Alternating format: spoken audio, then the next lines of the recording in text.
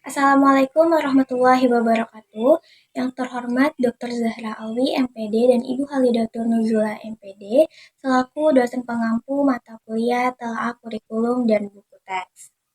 Sebelumnya, perkenalkan nama saya Widya Paramita dengan NIM 06021182429009. Di video ini saya akan mempresentasikan atau memaparkan hasil dari analisis buku teks yang telah saya lakukan.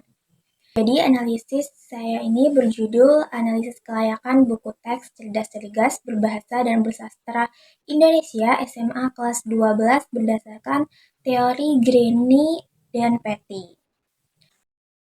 Nah, adapun tujuan dari analisis yang saya lakukan yaitu untuk yang pertama menilai tingkat daya tarik buku teks tersebut, lalu yang kedua yaitu menganalisis sejauh mana buku teks tersebut mampu memberikan motivasi belajar kepada siswa, lalu yang ketiga yaitu mengevaluasi kualitas ilustrasi dalam buku teks tersebut, yang keempat menilai kesesuaian aspek linguistik dalam buku teks tersebut dengan kemampuan bahasa siswa SMA kelas 12.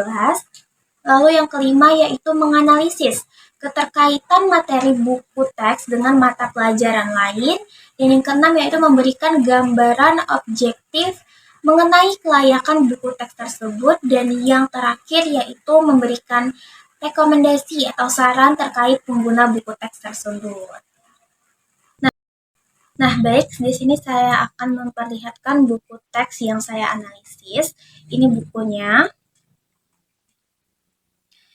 Cerdas-Cergas Berbahasa dan Bersastra Indonesia. Buku ini untuk jenjang SMA, SMK, MA kelas 12. Nah, buku ini digunakan pada saat ini di kurikulum Merdeka dengan jumlah halaman 246 halaman dan ditulis oleh Bambang Trimansyah. Tahun terbit buku ini yaitu tahun 2022. Jadi ini buku yang saya analisis.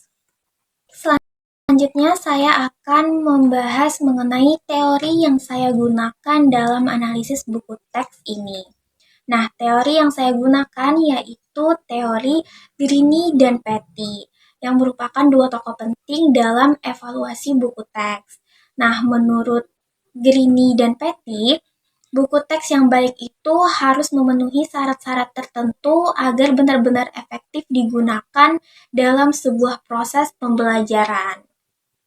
Jadi ini 10 konsep utama evaluasi buku teks menurut Greene dan Petty tahun 1971. Yang pertama yaitu harus menarik minat siswa. Jadi buku yang baik itu harus menarik bagi siswa melalui tampilan, gaya penyajian, dan isi materinya agar siswa itu tertarik untuk membaca dan juga mempelajari buku teks tersebut. Lalu yang kedua yaitu memberikan motivasi. Nah, buku teks yang baik juga harus mampu membangkitkan dorongan belajar melalui ilustrasi, aktivitas, dan penyampaian materi yang relevan. Lalu yang ketiga juga memuat ilustrasi yang menarik. Nah, ilustrasi ini sangat penting. Jadi buku teks itu perlu menyajikan ilustrasi yang tepat, menarik, dan juga mendukung pemahaman materi gitu. Jadi ilustrasinya itu harus sesuai dengan materi. Yang keempat yaitu mempertimbangkan aspek linguistik. Nah, bahasa dalam buku teks itu harus sesuai dengan tahap perkembangan siswa. Jadi bahasanya itu harus sesuai dan juga mudah dipahami. Yang kelima yaitu keterpaduan antar materi.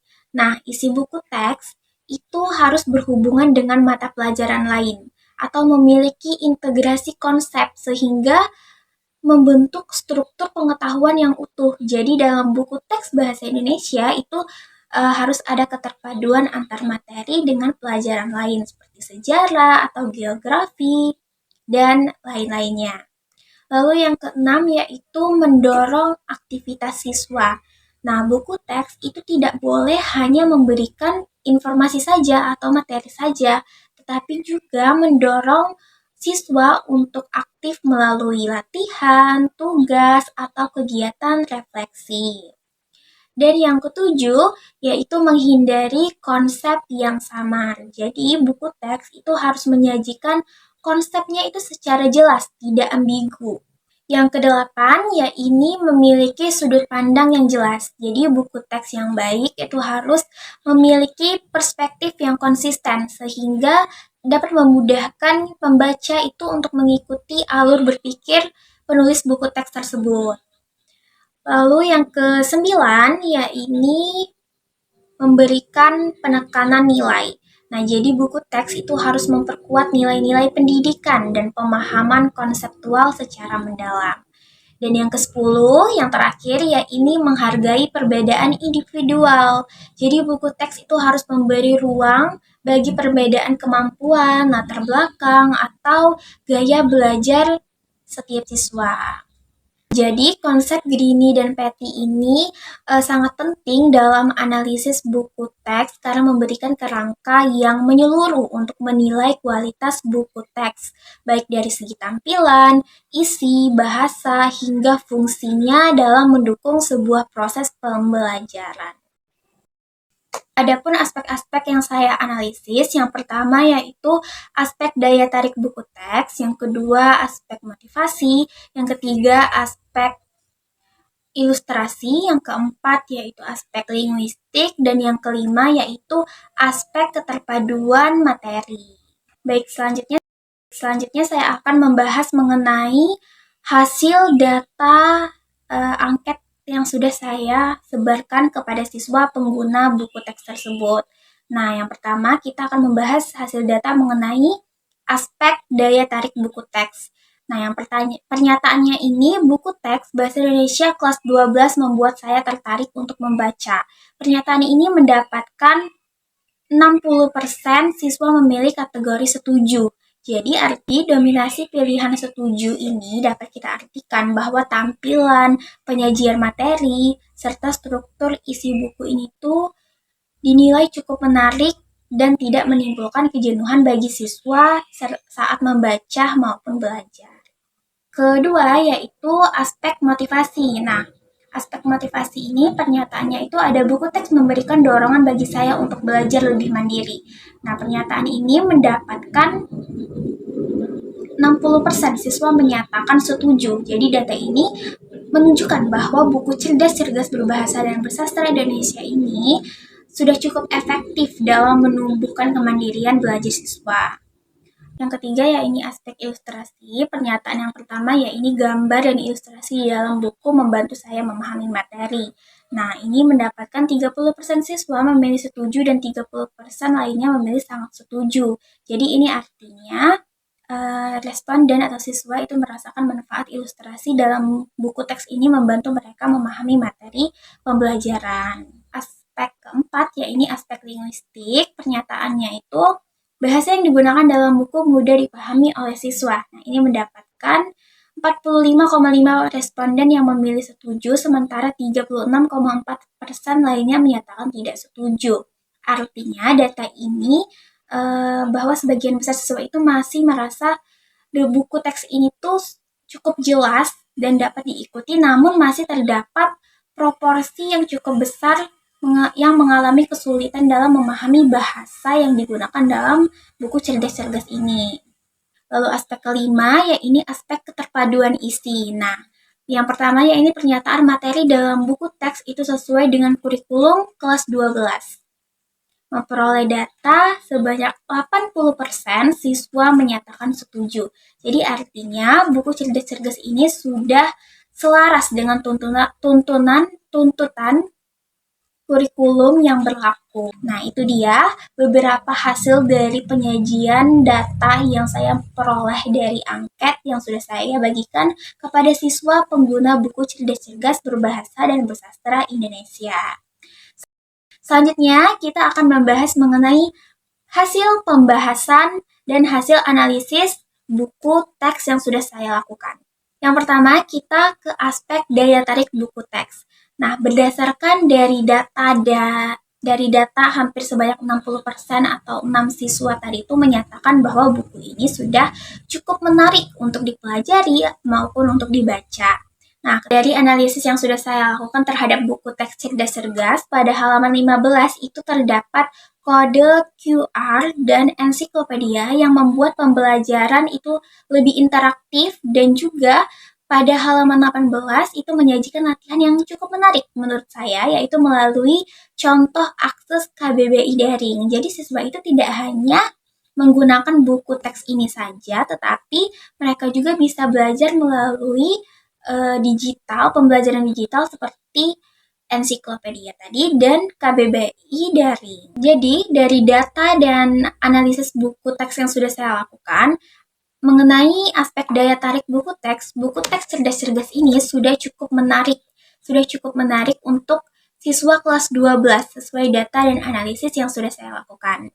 Nah, yang kedua ya ini aspek motivasi. Nah, dalam aspek motivasi ini terlihat dari data hasil angket tadi dan analisis buku yang telah saya lakukan, buku ini tuh sudah berupaya untuk memberikan dorongan belajar melalui beberapa fitur. Nah, terlihat pada halaman 25 setelah saya analisis, itu ada latihan yang menjelaskan tentang etika menghormati peserta diskusi. Nah, jadi penjelasan ini tuh bukan hanya menyampaikan materi saja, tetapi juga dapat menanamkan sikap positif berupa penghargaan terhadap pendapat orang lain.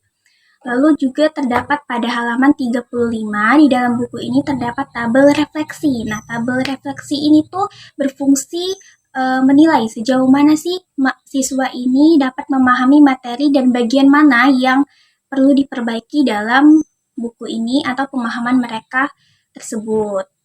Nah, jadi buku teks ini tuh sudah cukup mendorong siswa untuk belajar secara mandiri, tetapi masih memiliki keterbatasan dalam penyediaan teks atau cerita yang bersifat memotivasi. Jadi, teks yang terdapat di buku cerdas-cerdas ini tuh masih kurang mendorong atau memotivasi siswa secara emosional. Jadi sarannya untuk buku cerdas ini lebih memperbanyak atau memberikan teks-teks yang sesuai dengan kehidupan siswa agar bisa terdorong secara emosional. Lalu yang ketiga ya ini aspek ilustrasi. Nah, aspek ilustrasi ini dalam buku cerdas-cerdas ini dari data yang sudah saya dapatkan dan analisis yang telah saya lakukan, kualitas yang terdapat, ilustrasi yang terdapat dalam buku cerdas-cerdas itu sudah sangat baik dan konsisten dalam mendukung pemahaman siswa.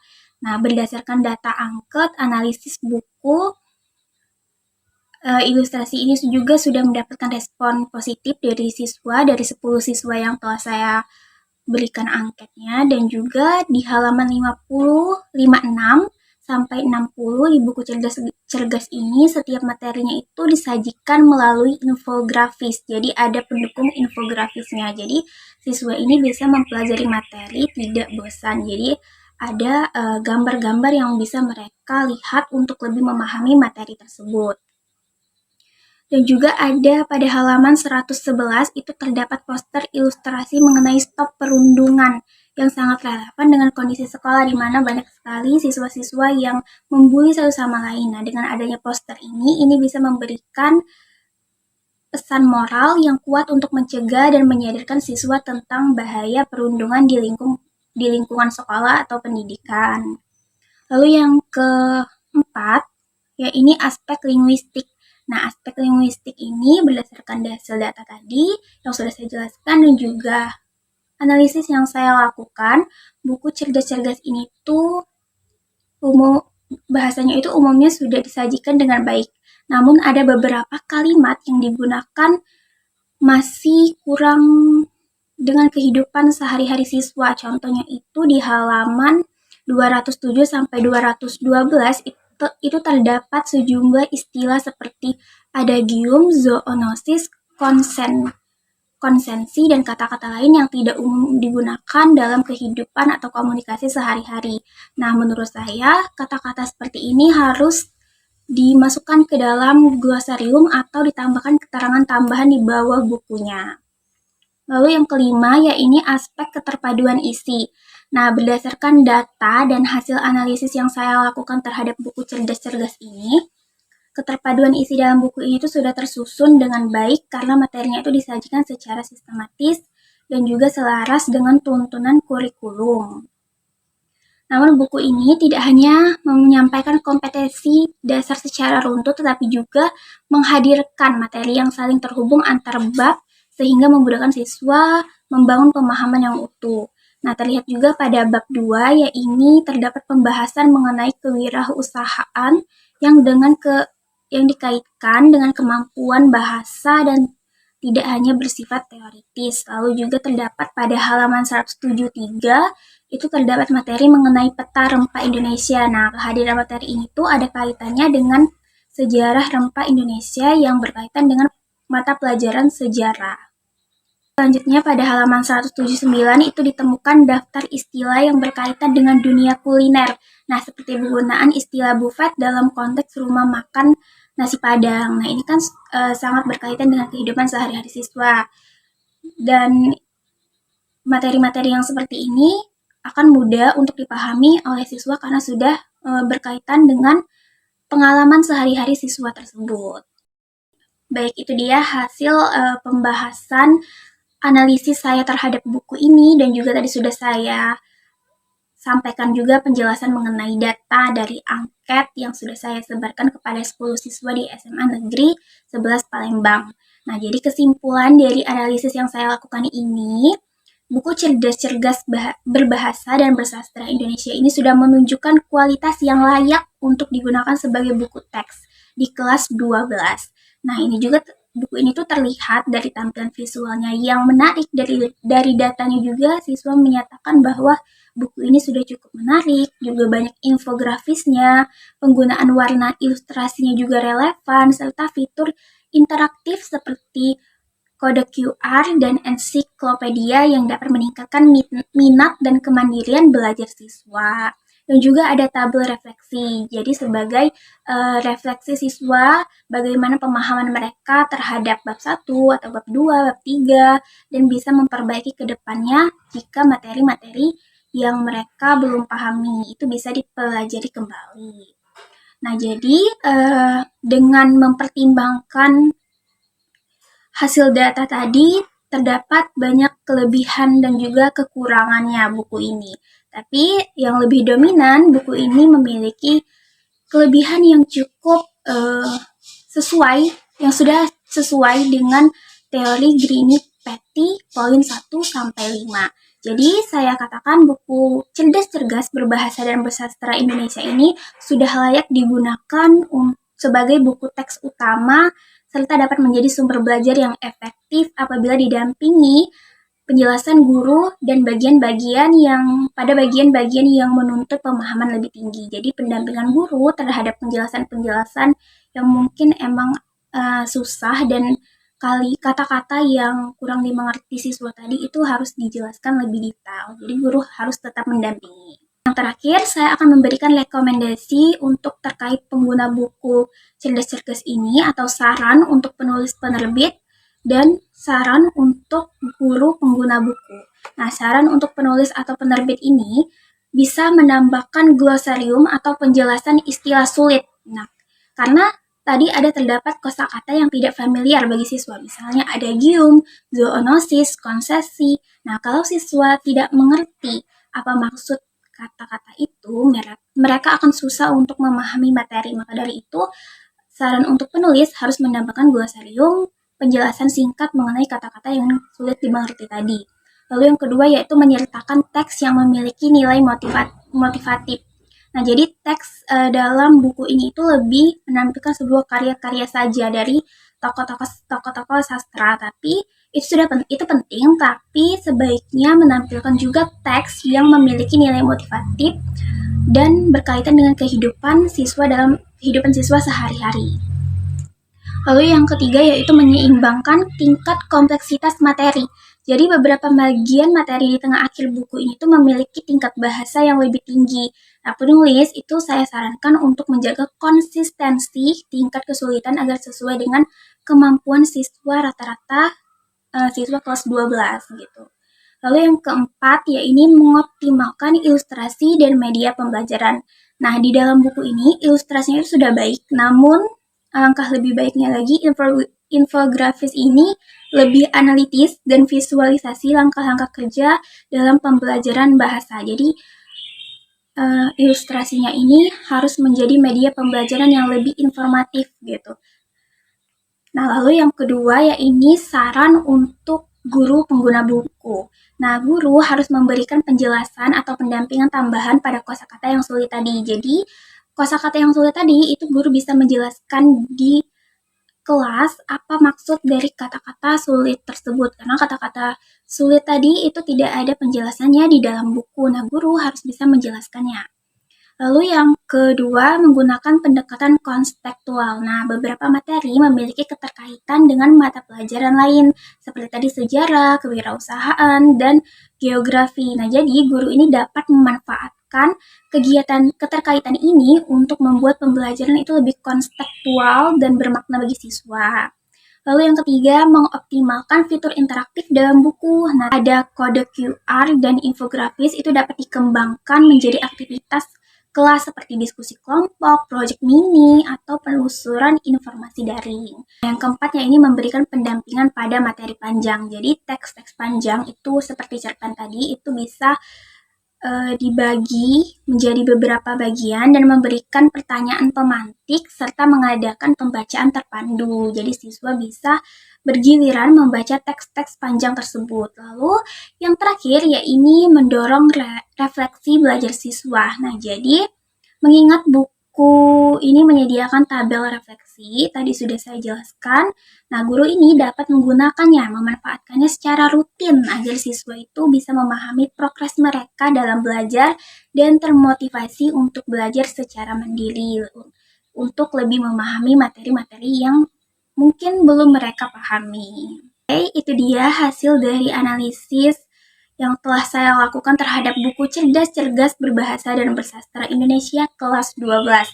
Semoga penjelasan saya dapat dipahami dan mohon maaf apabila ada kata-kata yang salah atau kurang dimengerti. Saya akhiri, wassalamualaikum warahmatullahi wabarakatuh.